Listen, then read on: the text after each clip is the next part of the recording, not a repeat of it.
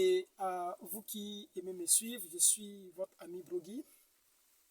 De nouveau devant cette petite caméra pour reprendre notre sujet. Nous sommes depuis, il y a de cela quelques jours, en train de parler sur un petit mystère que nous avons intitulé les mystères délivrés en langue inconnue, conformément à ce que Branham a déclaré au sujet du 7e sceau, qui était le mystère principalement qui concernait le temps de la fin. Il dit que ce mystère qui était un mystère triple, il dit que les deux premières parties de ce mystère avaient été divulguées. Il dit que l'un des éléments, je l'ai dit hier, et l'autre, je l'ai dit ce matin. Il dit, mais le troisième élément qui constitue le 7e sceau, il dit que cela lui a été délivré en une langue inconnue. Et nous nous sommes intéressés à étudier pourquoi Branham devrait recevoir ce mystère en une langue inconnue, alors qu'il s'agit du même mystère qui avait visité Daniel. Vous voyez, et le même mystère aussi était connu des gens. Et ce dernier était sur le point d'écrire le mystère. Vous voyez, la voix a dit, demander à ce que le mystère soit scellé et gardé pour le temps de la fin.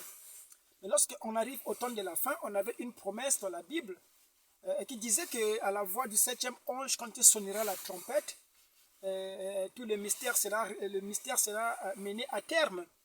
C'est-à-dire que Apocalypse 10, 1, 7, c'est lui qui devrait terminer le mystère. Il dit qu'en ce jour-là, il n'y aura plus de délai. Vous voyez, lorsque Apocalypse 1, 7 se met à sonner de la trompette, il n'y a plus de délai. Lorsqu'on parle de délai, il ne s'agit pas seulement pour les gens des nations, mais aussi pour les Juifs. Parce que nous savons que le temps des Juifs avait été prévu dans les 70 semaines de Daniel. Et d'après l'étude menée sur les 70 semaines de Daniel, nous avons vu que la dernière semaine qui restait pour Israël, c'était l'année messianique. Vous voyez, la semaine messianique, je vais dire. Cette semaine messianique introduite par le Messie, qui était retranché au milieu de la semaine, après 3 ans et demi. Voilà, donc pour Israël, il restait 3 ans et demi. C'était ça le délai du côté d'Israël qui restait. Et lorsque la Bible parle en ces termes-là qu'il n'y aura plus de délai, il n'y aura plus de délai pour les nations et aussi pour Israël. C'est pourquoi lorsque les sceaux sont révélés, les sceaux mènent à terme, voyez-vous, la dispensation des nations, aussi clôture le temps qui avait été donné pour Israël. Comme je viens de le dire, pour Israël, il restait des temps, la moitié d'un temps, un temps, la moitié d'un temps et des temps, comme dit la Bible. Voyez? Donc, il leur restait 3 ans et demi. Et ces 3 ans et demi devraient être accomplis au temps de la fin. Mais le temps de la fin, frère Branham pose la question dans le sceau. Qu'est-ce? Il dit que c'est le temps où le sceau devrait être révélé. C'est ça l'ouverture des sceaux qui nous introduit au jour du Seigneur. Lorsqu'on arrive au jour du Seigneur, qui n'est plus le jour de l'homme, voyez-vous, c'est là où le mystère, voyez-vous, c'est là où toutes les Écritures sont appelées à s'accomplir. C'est le jour du Seigneur, le jour de la révélation. Nous nous sommes arrêtés là et je vais lire la portion de l'Écriture pour nous introduire dans le sujet d'aujourd'hui. Le but, c'est de mener vraiment ce sujet à terme pour que nous puissions prendre d'autres sujets d'étude. Nous lirons dans Jérémie chapitre 31, le verset 33 à 35 à 36. Ainsi parle l'Éternel qui a fait le soleil pour éclairer le jour, qui a destiné la lune et les étoiles à éclairer la nuit, qui soulève la mer et fait mugir ses flots. Lui dont le nom est l'Éternel des armées. Si ces lois viennent à cesser devant moi, dit l'Éternel, la race d'Israël aussi cessera pour toujours. Je relis. Si, le verset 36, si ces lois viennent à cesser devant moi, dit l'Éternel, la race d'Israël aussi cessera pour toujours. Alors, en lisant cette portion de l'Écriture, je suis en train de m'introduire dans le sujet. Parce que ça fait un moment que nous parlons de la dispensation des Juifs. Alors, lorsque nous parlons de la fin de la dispensation des nations, et mettons Branham dans la brèche comme celui qui devrait transmettre le témoin à Israël, nous ne projetons pas ces événements comme étant des événements futurs. Nous sommes en train de dire simplement que lorsque on arrive à l'ouverture des sceaux, ça veut dire que le temps des nations est terminé. Du côté des nations, celui qui se souille devrait se souiller. Celui qui se sanctifie. Pourquoi? Parce qu'on arrive au jour du Seigneur, qui est un jour de vengeance. Vous voyez? C'est l'année de vengeance que Jésus n'avait pas introduit à sa première venue. Parce que lorsque Jésus est rentré dans le temple et qu'il a lu l'écriture d'Ésaïe, disons que l'Esprit du Seigneur l'avait oint pour libérer les captifs, pour guérir les malades, pour proclamer une année de grâce. Il s'est arrêté là, mais l'écriture parlait aussi de l'année de vengeance. Or, l'année de vengeance, c'est cette année-là qui avait été gardée pour le temps de la fin. C'est pourquoi lorsqu'on arrive à l'ouverture des sceaux, effectivement, nous rentrons dans cette année de vengeance qui avait été gardée jusque-là pour le temps de la fin. Marquons ainsi les délais. Voilà pourquoi lorsque nous parlons de l'ouverture des sceaux, ça veut dire que Christ a quitté le trône de la grâce, où il était en train d'intercéder pour l'ignorance des peuples. C'est ce qu'il dit dans le sceau, que l'ignorance, l'intercession était due à l'ignorance des peuples. C'est pourquoi il fallait qu'il y ait le sang qui faisait de sorte que, effectivement, que malgré que les gens étaient dans l'ignorance, que devant Dieu, ils devraient paraître comme étant purs. Voyez? C'est comme ce que nous avons vu avec Martin Luther. Quand il s'est rebellé contre l'Église catholique, il avait continué à baptiser au nom du Père, du Fils et du Saint-Esprit. Voyez? Mais en son jour, tout était parfait. Voyez? Et il était dans la volonté parfaite de Dieu, bien qu'étant dans l'ignorance. Mais parce qu'il y avait le sang sur le trône, et le but du sang, c'était effectivement de couvrir cette ignorance-là. C'est pourquoi lorsqu'on arrive au jour où les mystères doivent être révélés, ça veut dire que plus personne n'a le droit d'être dans l'ignorance. Comme disent les gens du monde que nul n'est censé ignorer la loi, alors lorsque les sceaux sont révélés, nul n'est censé ignorer l'ouverture des sceaux. Pourquoi? Parce que la Bible avait prédit que lorsque Christ viendra, tout œil devrait le voir. Voyez-vous? Tout œil devrait comprendre le mystère. Voyez? Il n'y a plus de place pour l'ignorance. C'est ça qui fait que Dieu, Jésus, puisse quitter le trône de l'intercession où il était, puisse quitter ce trône-là de la médiation où il assurait la médiation, pour enfin prendre son propre trône que nous avons défini d'après la parole révélée comme étant ces sujets rachetés. C'est là où nous avons dit que la colonne de feu devrait connaître le pararécomia pour changer de forme. Voyez, rentrer dans la nouvelle alliance. Voyez-vous, qui est le 8e jour. Parce que vous savez que le 8e jour, c'est un jour qui est nouveau, qui est différent. Et en ce jour-là, nous avons dit que vous ne venez plus par les lois, vous ne venez plus par les ordres, ni par les rituels, mais vous venez par prédestination. C'est le jour où, effectivement, vous ne venez pas sur la base de vos efforts. Ce n'est pas parce que vous avez été bon, ce n'est pas parce que vous avez beaucoup prié, mais c'est juste parce que vous avez été prédestiné. Vous voyez? C'est le jour de la vengeance. Il n'y a plus le sang sous le trône. Voyez? C'est pourquoi tout le théâtre que font les gens aujourd'hui, ils sont dans des veillées de prières, ils font des conventions par-ci, par-là, entendent des crier et vouloir convertir les gens. Mais nous savons qu'ils se retrouvent comme Noé, qui était une fois entré dans l'arche, et les gens étaient à l'extérieur en train de faire du bruit, alors que Noé était déjà dans l'arche.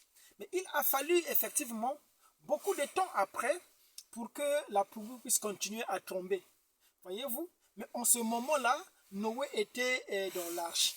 Donc lorsque nous parlons de la fin de la dispensation des nations, voyez-vous, cela ne veut pas dire que lorsque le témoin est remis à Israël, que Israël, que l'autre moitié de la semaine pour Israël n'est pas accomplie. Il restait 3 ans et demi pour Israël, et cela s'accomplit à la seconde venue du Seigneur. Voyez? Mais nous sommes en train de montrer les jonctions des temps. Vous savez que lorsque Christ a été rejeté, voyez-vous, le temps d'Israël était arrivé à la fin. Pourquoi? Parce que Christ avait achevé la moitié de la semaine. Et lorsqu'il fut crucifié, ressuscité, voyez-vous, pour Israël, Dieu était en train de leur tourner le dos. Vous voyez? Mais il a fallu, voyez-vous, attendre jusqu'à ce que Paul vienne pour que Paul puisse introduire effectivement l'âge des nations. Vous voyez? Paul n'était pas avec Jésus. Vous voyez? Paul était entre-temps dans les ténèbres en train de persécuter l'Église.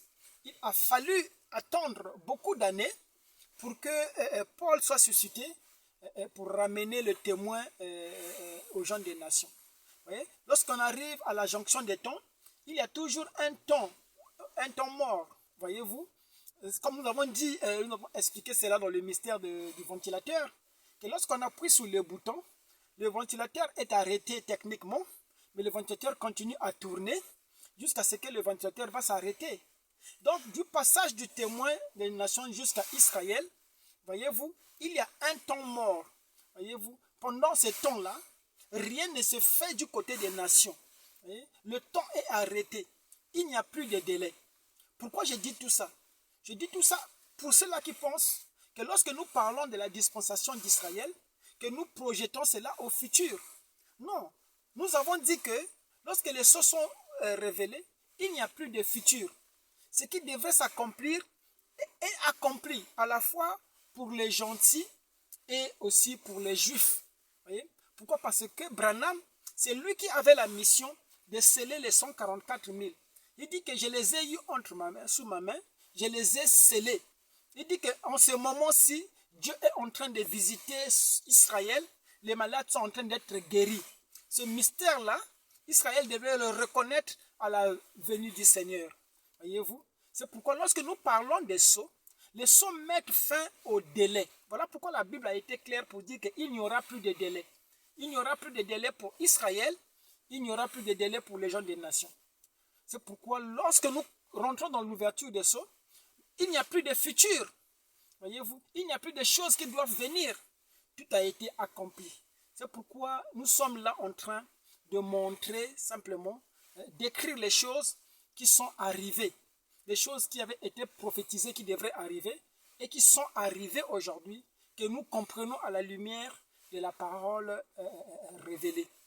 Voilà. Ceci étant dit, je vais répartir dans l'esprit de l'écriture que nous avons lu. Tout à l'heure, nous avons, c'est Jérémie qui parle, voyez-vous. Il dit, l'Éternel dit que le jour que la loi ne devrait plus exister, voyez-vous, il dit qu'Israël en tant que nation aussi n'existerait pas. C'est pourquoi nous avons lié, parce que la Bible parle d'Israël qui devrait être restauré au temps de la fin.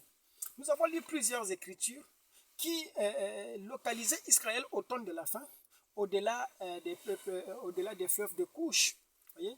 Israël, c'est ce peuple-là qui s'était dissimulé derrière les fleuves de Couche, conformément à Sophonie 3.10, qui disait qu'au temps de la fin, les dispersés de l'Éternel lui apporteront des offrandes. Voyez? Ça sera au-delà des fleuves de l'Éthiopie. Ésaïe aussi a prophétisé cela, Ésaïe 11.11. Il dit que je tendrai de nouveau ma main pour rassembler mon peuple dispersé en Égypte, à Abatros, à Élam, en Éthiopie, aux îles de la mer. Vous voyez? Nous avons aussi vu dans Ésaïe, où il dit qu'au temps de la fin, le trône, l'autel sera bâti au milieu de l'Égypte. Voyez? Et lorsque nous parlons de l'Égypte, nous voyons le continent africain. Voyez-vous? Il dit que c'est au centre de l'Égypte que l'autel devrait être rebâti. Pourquoi? Parce que nous savons que en Égypte, il y avait un peuple qu'on appelait les Éthiopiens. Un peuple qui a été appelé par défaut les Bantous. Mais au préalable, on parlait des Éthiopiens. Pourquoi? Parce que l'Éthiopie, c'était ça, cette partie de l'Afrique centrale qui renvoyait jusqu'en Afrique du Sud. Et tout ce qui se trouvait là, c'était ça la région où on trouvait les Israélites. Conformément à ce que nous avons lu dans la Bible, qui prévoit la localisation du peuple d'Israël. C'est cette contrée-là qu'on devrait encore parler de la langue hébreu, conformément à ce qui avait été dit, qu'en ce jour-là, c'est Ésaïe qui dit ça, que 5 villes parleront la langue hébreu. Et nous savons qu'aujourd'hui, il y a ces 5 villes qui parlent la langue hébreu. La langue hébreu est parlée aujourd'hui en Afrique. Et nous avons dit que cette langue hébreu, c'est le Kikongo. Vous voyez? Le Kikongo aujourd'hui, c'est cette langue-là hébreu qui est pratiquée en Afrique centrale jusqu'en Afrique du Sud, l'Éthiopie. Vous voyez? Vous allez en Afrique du Sud, vous avez des mots Kikongo qui sont dissimulés là-bas. Voyez-vous? Vous avez en Afrique centrale aussi ce qu'on appelle le Kikongo, qui est en réalité le paléo-hébreu que parlaient les gens de la Bible. Voyez? C'est cette langue-là qui aujourd'hui exprime effectivement le 3e dessein, voyez, du 7e sceau.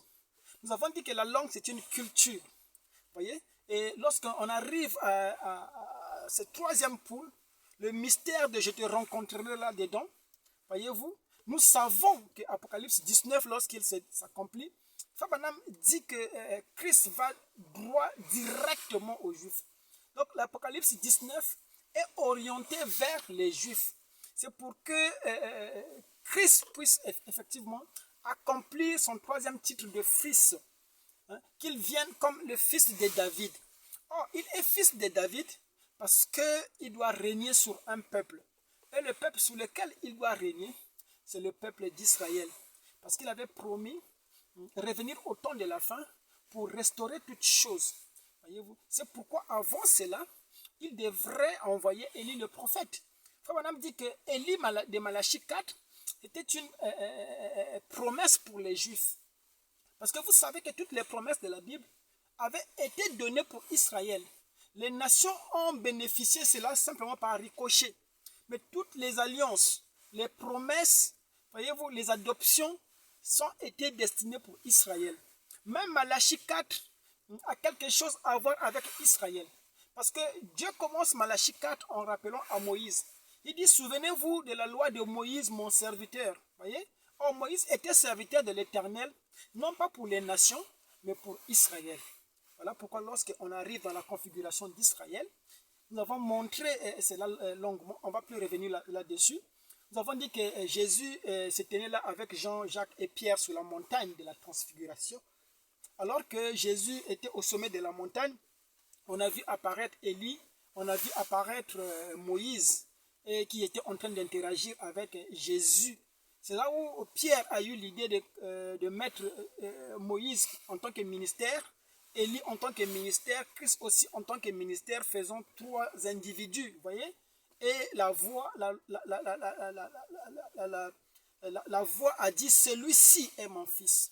Pourquoi? Parce que la nuée les avait couvertes, Élie et Moïse avaient disparu, laissant Christ seul. C'est ce qui s'est produit au Branham Tabernacle.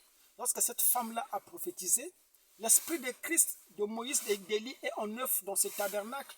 Frère Branham a interprété pour dire que cela s'était accompli de façon parfaite. Donc lorsqu'on arrive à transmettre les témoins pour Israël, voyez-vous, Élie doit apparaître, Moïse doit apparaître. Voyez, ce sont eux qui appellent Israël. C'est pourquoi le mystère d'Israël était figuré dans ce qu'on appelle les trompettes. Or, rappelez-vous que lorsque Branham veut prêcher les trompettes, la voix lui dit, non, tu as déjà prêché cela de façon surnaturelle. Voyez, c'est là où nous avons ironisé la dernière fois lorsque nous parlions du vautour. Nous disons que le vautour, c'est un oiseau qui avait été appelé à voler aussi comme l'aigle. Mais le problème avec le vautour, c'est que le vautour dépendait toujours de l'environnement. Il ne pouvait pas voler au-delà de sa zone de confort. Mais l'aigle, lui, il avait le don d'aller au-delà de sa zone de confort, là où l'aigle devait dépendre que de lui, laissant ainsi le vautour.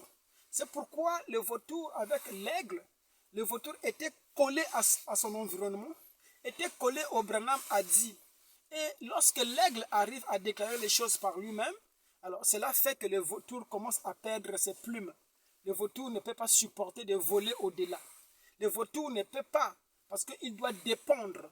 Or, nous savons que lorsque Frère Branham parle de la pierre de fête, il dit que cette pierre de fête qui a frappé la statue au pied, il dit qu'elle devrait s'élever elle-même pour être une montagne. Vous voyez? Il dit que moi, je dois diminuer et la pierre de fête, Christ doit croître. Or, nous savons que lorsque Christ vient, ne sera-t-elle pas elle l'épouse?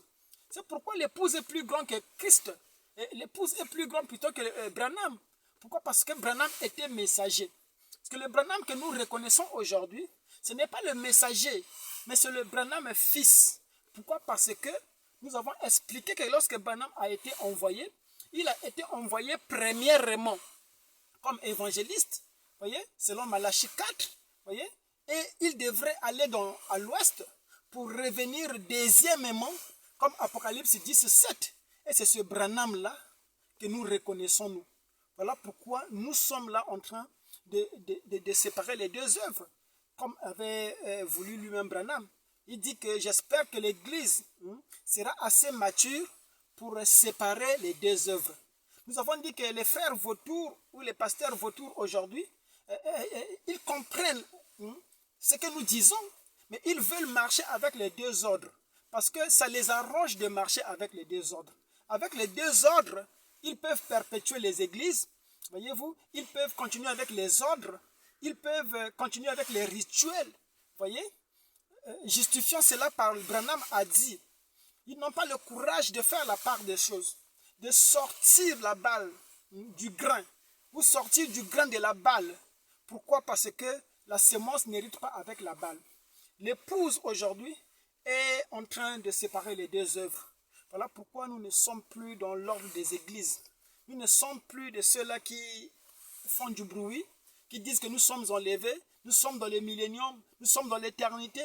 Mais quand vous les observez, ils sont liés par ce qu'on appelle l'église. Et nous savons que le péché d'aujourd'hui, ce n'est pas celui de commettre l'adultère, Branham a dit. Il dit que dans l'Éden de Satan, il dit que le péché d'aujourd'hui, il est religieux. Oui. Voilà pourquoi ces jours-là, les gens viendront lui dire, n'avons-nous pas fait ceci à ton nom? N'ai-je pas guéri les malades à ton nom? N'ai-je pas prêché la seconde venue? Jésus leur dira, je ne vous ai jamais connu, vous ouvriers d'iniquité. Il dit, retirez-vous de moi, je ne vous ai jamais connu. Pourquoi? Parce que, Frère Branham dit que si vous n'agissez pas en conséquence de ce que vous croyez, il dit que vous êtes encore des pécheurs. Beaucoup de gens croient que nous sommes enlevés, mais ils n'agissent pas en conséquence. Parce que le problème, ce n'est pas dire, déclarer une chose. Frère Branham dit que déclarer une chose, c'est simplement une prétention. Mais la vraie manière de dire quelque chose, c'est lorsque vous vivez cela. Alors, ceux qui déclarent les choses et qui ne vivent pas par conséquent en fonction de leur déclaration, ils sont par conséquent des vautours, ils sont par conséquent des pécheurs. Et en ce jour-ci où nous vivons, nous sommes en train de leur dire ouvertement, retirez-vous de nous, on ne vous a jamais connus, vous n'êtes pas de l'épouse, vous êtes des pécheurs, vous êtes des constructeurs d'églises, voyez-vous, vous êtes des Judas, voyez, vous n'avez pas été appelés. Pourquoi? Parce que aujourd'hui Dieu n'appelle plus personne. Le temps de la sacrificature est terminé. Voilà pourquoi nous ne payons plus les dîmes. Voilà pourquoi nous ne sommes plus dans l'ordre ecclésiastique. Pourquoi? Parce que en ce jour-là, il devrait mettre fin à la sacrificature. Vous allez me dire, mais Ephésiens 4, les auxiliaires. Mais l'histoire des auxiliaires devait fonctionner pendant qu'il était là. Parce qu'un auxiliaire, il est là pour aider l'envoyé. Comme Josué qui était là pendant que Moïse y était. Parce que Josué était serviteur de Moïse. Mais Moïse n'est plus là. Alors Josué, il est serviteur de qui? Voyez-vous? Ces choses-là, nous ne croyons plus parce que ces ministères-là avaient été donnés, effectivement, pour le perfectionnement du corps. Or, nous savons que lorsqu'on arrive à la fin des temps, lorsque Dieu envoie Élie, Malachie 4, c'est lui qui devrait aller vivant avec l'église dans l'enlèvement. L'église qui est enlevée, c'est une église qui est parfaite. Voyez-vous? Lorsque l'église arrive à la perfection, c'est là où Dieu enlève l'église. Et c'est là où le temps des nations est terminé.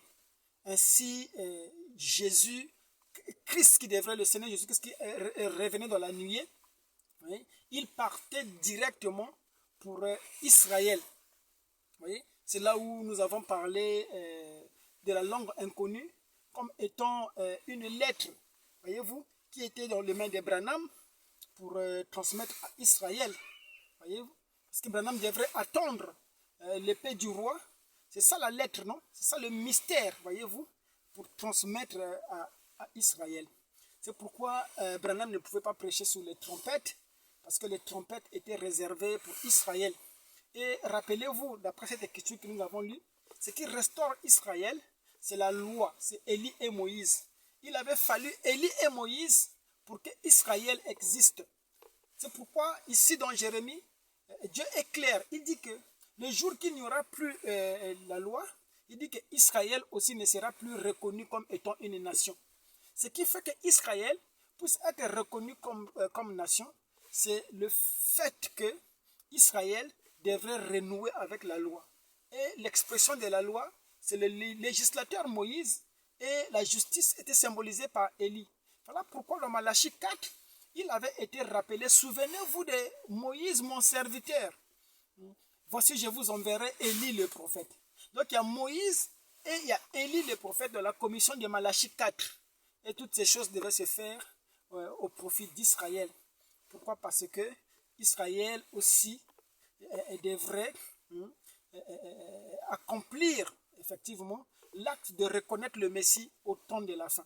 Voilà pourquoi lorsque le 7e sceau est totalement révélé, voyez-vous, il n'y a plus de délai, que ce soit pour Israël ni pour les nations. Il n'y a plus de futur. Le temps est terminé.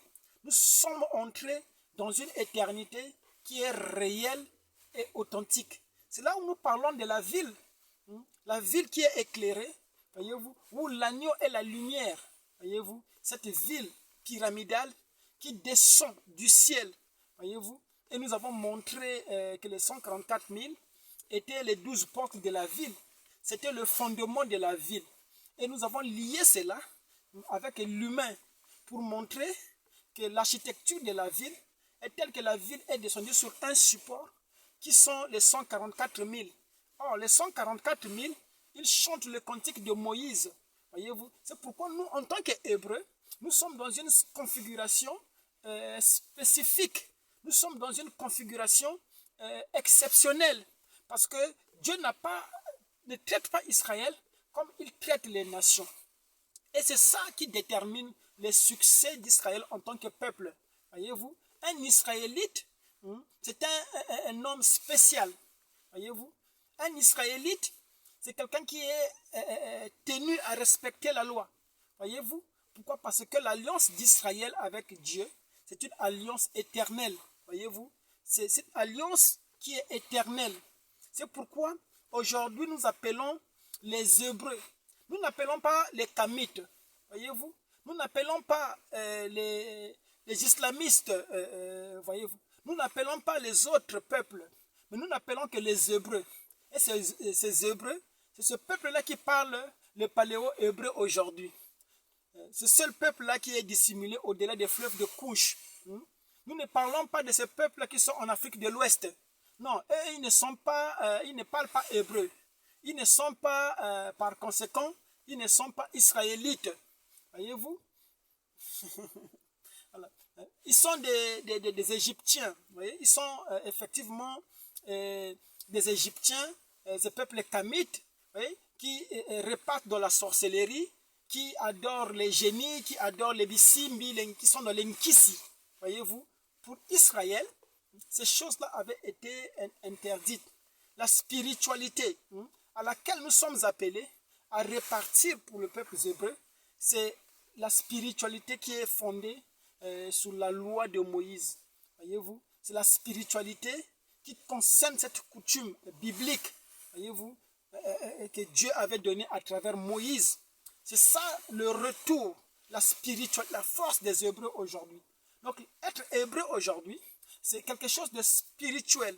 Voyez-vous, notre spiritualité réside dans la loi, non pas dans les bisimbi, non pas dans les nkisi, non pas dans la sorcellerie. Voyez-vous, ce sont des pratiques égyptiennes. Or, ces choses-là avaient été prohibées pour Israël. Voyez-vous, c'est pourquoi nous ne sommes pas le même peuple. Voyez, nous sommes un peuple qui est spécial. Voilà pourquoi la prophétie avait pris le soin de circonscrire ce peuple-là au-delà des fleuves de Couche.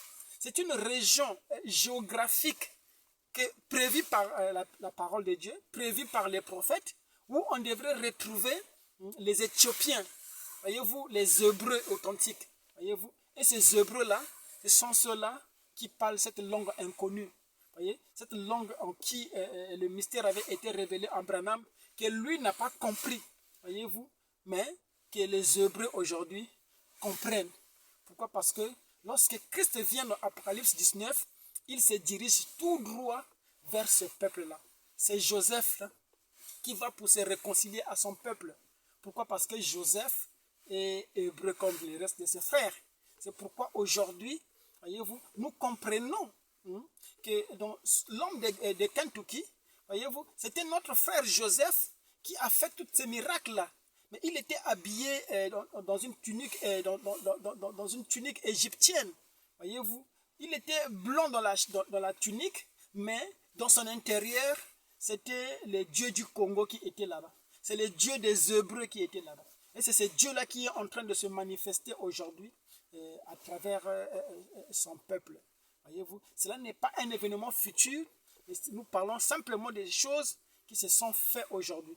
Parce que celui qui devrait transmettre le témoin à ce peuple, c'était Branham. Et Branham est déjà retiré de la scène. Voyez-vous, montrant ainsi que ce peuple avait déjà reçu ce témoin. Parce que comme je viens de montrer, que lorsque le temps d'Israël fut arrêté à la crucifixion de Christ, où Christ était arrivé à 3 ans et demi de son ministère, où il devait être retranché, et pour que le temps des nations commence, il y a eu une grande période, beaucoup d'années, voyez-vous. Et pendant ce temps-là, les portes d'Israël étaient fermées. Dieu avait tourné les dos à Israël et il était en train de chercher un moyen pour aller vers les nations.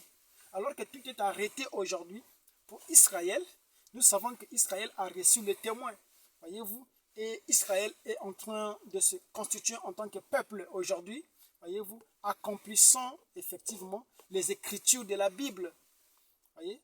Donc nous avons longuement parlé de ces choses et je vais prochainement entamer une petite série de questions et réponses concernant les questions qui m'ont été adressées par rapport à ces sujets-là. Voyez-vous, c'est le message, nous sommes toujours dans le message, nous sommes toujours dans l'ouverture des sceaux et nous voulons présenter l'ouverture des sceaux selon que nous les présentons pour Israël ou pour les gens des nations. Pourquoi? Parce que pour Israël, lorsque les sceaux se déroulent, voilà, c'est des trompettes qu'ils entendent. Voyez-vous, ces trompettes-là sont réservées pour Israël. Parce qu'Israël est appelé à travers le 6e sceau qui est le sceau de la purification. Ce sont les trompettes qui réveillent Israël. Voilà pourquoi lorsque Branham veut appliquer les trompettes aux gens des nations, la voix lui dit non, ne prêche pas cela, tu as déjà fait ça de façon surnaturelle. Ces choses-là sont surnaturelles pour les gens des nations. Pour l'époux, c'était surnaturel. Mais pour Israël, c'est des choses littérales, parce que les trompettes, c'est ça la vie d'Israël. Les trompettes, c'est ça qui caractérise les Hébreux. Voyez-vous, les Hébreux sont dans une configuration spéciale. Les Hébreux sont dans une alliance spéciale, qui sont la loi apportée par Élie, par Moïse. Voilà pourquoi Apocalypse 11, 19 devait renvoyer à Apocalypse 11, saisir les 2 témoins pour appeler Israël. Et Israël aujourd'hui, la vraie Israël, c'est ce pays-là, ce peuple-là, qui parle le vrai hébreu aujourd'hui, qui est le Congo ancien. La langue parlée en Afrique centrale jusqu'en Afrique du Sud, où les vrais hébreux authentiques ont été dissimulés. Merci, c'était Brogui.